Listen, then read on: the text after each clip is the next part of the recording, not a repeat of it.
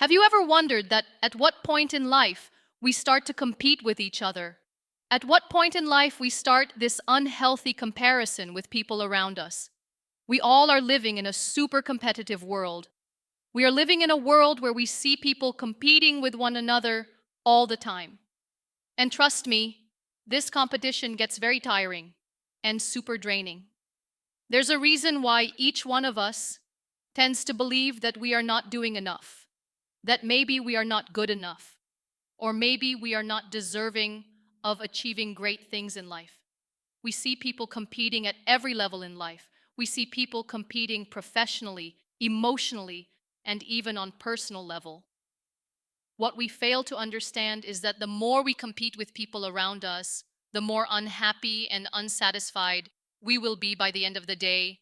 Maybe that's why instead of becoming better people, we are becoming better people with time when we constantly compete with the people around us.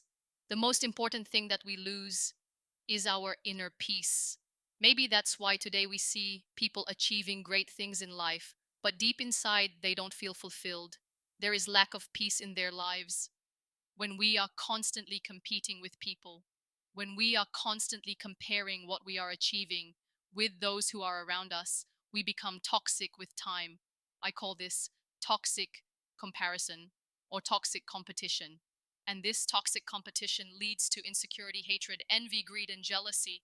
When we are competing with people around us, we want to become better, we want to do great things in life, and we strive for excellence. But the problem is, what we are doing is not for us, it's for people around us. That's why when you are trying to achieve something just because your neighbor has achieved something or your colleague has done something, and you want to show your sibling that you are good enough, by the end of the day, you are never going to feel fulfilled. No amount of success is going to satisfy you because what you're doing right now is not for you, it's for them. And when I say them, I'm talking about people who are least interested in your life. So when you decide that instead of comparing yourself with other people or with what they are doing, focus on how you can improve for yourself.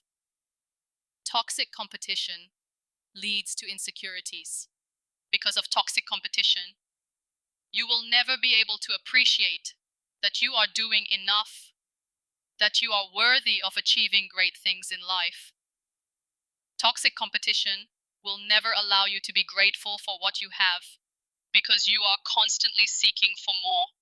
You're constantly seeking for validation from people around you. That's why in today's time and age, we see a lot of people thriving and excelling in their careers and also in their personal lives.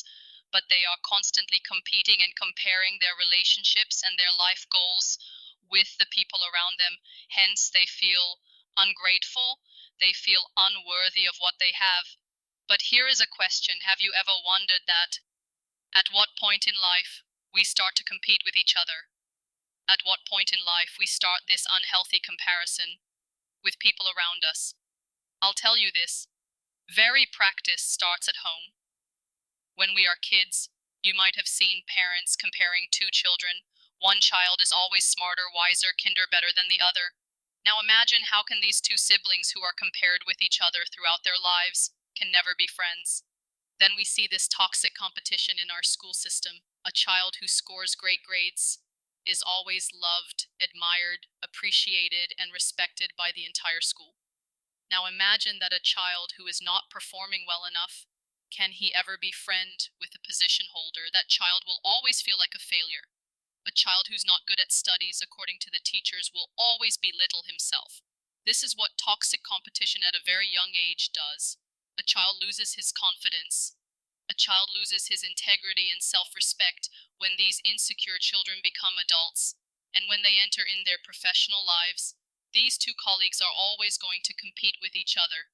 They will always be comparing their skills with one another. They will always see their failure in their colleagues' success. Instead of getting inspired, they'll get intimidated. This is what toxic competition at a very young age does. And then when these adults get into a relationship, they start to compete with their life partner. They start to compete with their spouse. Instead of becoming good companions, they become competitors instead of compatibility. There is intimidation in a relationship.